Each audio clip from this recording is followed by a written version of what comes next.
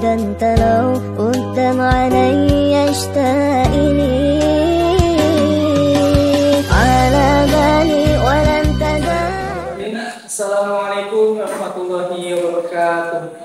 Waalaikumsalam warahmatullahi wabarakatuh. Alhamdulillah, nahmaduhu wa nasta'inuhu wa nastaghfiruh wa na'udzu billahi min shururi anfusina wa min sayyiati a'malina. May yahdihillahu fala mudilla lahu wa may yudlil fala hadiya lahu. Asyhadu an la ilaha illallah wahdahu la syarika lahu wa asyhadu anna Muhammadan abduhu wa rasuluhu wa la nabiyya wa rasulahu ba'da. Allahumma shalli ala Muhammad wa ala alihi wa sahbihi ajma'in. Faman tabi'ahum bi ihsan ila yaumil din. Faqad qala Allah ta'ala fil Qur'anil Karim, a'udzu billahi minasy syaithanir rajim. Bismillahirrahmanirrahim.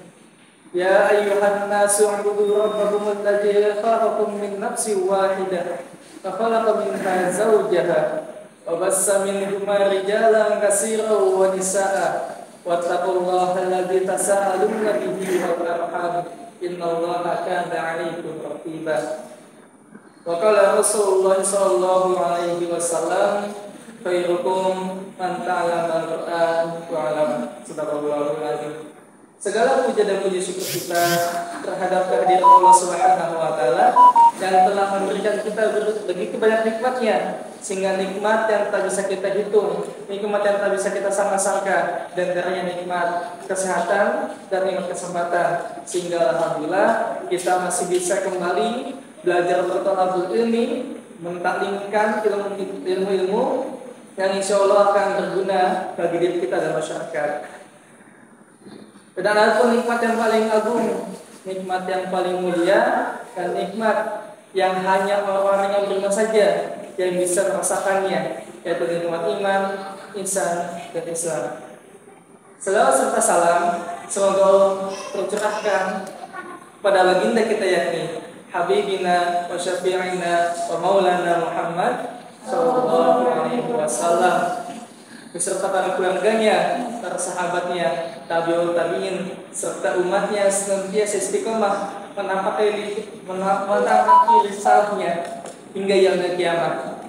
Semoga beradanya kita di sini dalam rangka bertolabul ilmi lillahi ta'ala dan berjuang dalam rangka menegakkan Islam, semoga kita diakui oleh umatnya di akhirat kelak.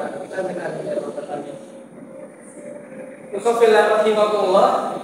Alhamdulillah, tadi kita sama-sama telah melaksanakan sholat isya berjamaah.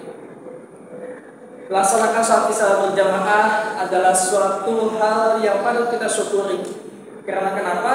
Kita masih bisa mampu melaksanakan sholat sebagai kewajiban kita seorang muslim. Karena kenapa? Sholat adalah pembeda antara khalik dan makhluk, pembeda antara Allah, Tuhan, dan hambanya.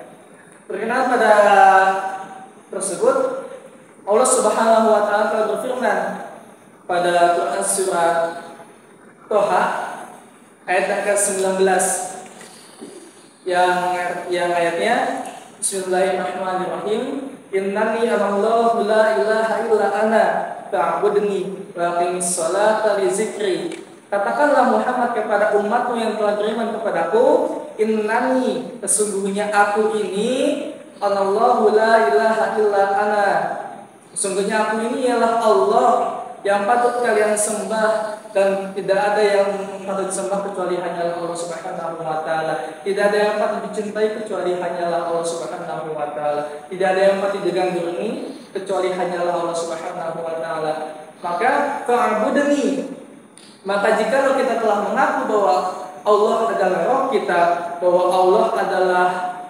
Tuhan yang Maha Semesta, fa'budni, maka kita perintahkan agar supaya untuk beribadah kepada Allah. Ibadah tersebut dalam konteks wa aqimis sholata li zikri, dalam melaksanakan sholat untuk mengingat Allah Subhanahu wa taala. Karena kenapa? Jikalau kita selalu sholat dalam lima waktunya, jikalau kita selalu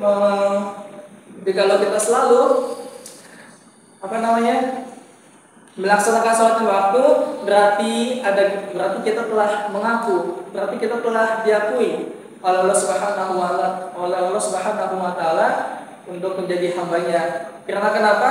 Allah Subhanahu wa taala memerintahkan kepada berfirman dalam ayatnya agar supaya Nabi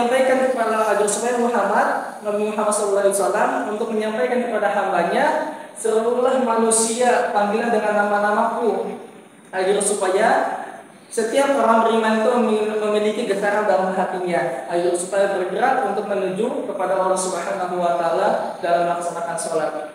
Karena kenapa? Dalam panggilan tersebut kita melaksanakan ibadah kita kepada Allah Subhanahu wa taala. Dalam panggilan tersebut kita mengakui bahwa Allah telah memanggil kita.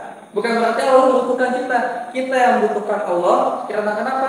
Setiap langkah yang telah kita pijak di dunia ini pasti mempunyai problem dan masalah yang kita hadapi. Maka oleh sebab itu Allah yang menurunkan masalahnya, maka Allah yang memberikan solusinya. Bagi kita sebagai seorang muslim yang telah mengaku bahwa kita beriman kepada Allah dan hari akhir, apabila kita telah diberikan masalah atau problem dalam kehidupan kita dari segi hal apapun itu, kayak seperti hal yang kita tidak pulang, seperti hal yang kita susah menghafal atau dan yang lainnya, maka hal yang harus diutamakan ialah kita terima terlebih dahulu masalahnya, bukan hanya mengeluh. Kita terima dengan kesabaran, lalu kita minta kepada Allah dengan cara sholat. Itu sebagaimana pada surat Al-Baqarah ayat ke-45, wasta'inu bis-sabri was-shalah wa innaha lakabiratun illa 'alal khashi'in. Nah, dan adapun orang yang selalu melaksanakan sholat, pasti dia akan terhindar dari maksiat, pasti dia akan terhindar dari perkataan yang kotor, pasti dia akan selalu mengarahkan kepada dirinya, mengarahkan kepada kebaikan. Karena kenapa? Innas sholata tanha 'anil fahsya'i wal munkar. Sesungguhnya sholat itu ialah mencegah diri kita untuk melakukan perbuatan yang apa tadi? Innas sholata tanha 'anil fahsya'i yang munkar, perbuatan keji, fahsya dan munkar. Fahsya itu adalah perbuatan dosa yang mengeruk kepada syahwatnya. Kalau munkar ialah perbuatan dosa yang dilakukan dengan amal perbuatan seperti mencuri, kayak mengejek, mengolok-olok, ataupun dan lainnya. Makanya oleh sebab itu kita sebagai orang yang beriman yang telah melaksanakan sholat lima waktu secara rutin di waktunya, bahkan kita telah melaksanakan sunnah-sunnah dalam sholatnya, seharusnya kita dalam diri kita itu telah terjaga dari perbuatan maksiat. Terjaga dari perbuatan maksiat bukan berarti kita tidak bisa bertemu dengan maksiat. Kita bertemu dengan maksiat, namun kita bisa mencegah diri kita. Kita sadar bahwa ini adalah salah, Maka oleh sebab itu, karena kita yakin bahwa kita telah melaksanakan sholat, Allah Maha mengetahui, Allah Maha melihat, maka kita untuk mencegahnya. Bukankah mencegah itu lebih baik daripada mengobati? Nah, untuk itu, mari kita sama-sama tingkatkan sholat kita, tingkatkan ibadah kita dalam rangka agar supaya diri kita di dunia ini dan di akhirat kita terselamatkan dari azab Allah Subhanahu wa taala. Mungkin hanya itu yang dapat kami sampaikan. Kurang lebih mohon maaf. Billahi fil sabil haq wal minkum. Wassalamualaikum warahmatullahi wabarakatuh. قدام علي اشتاق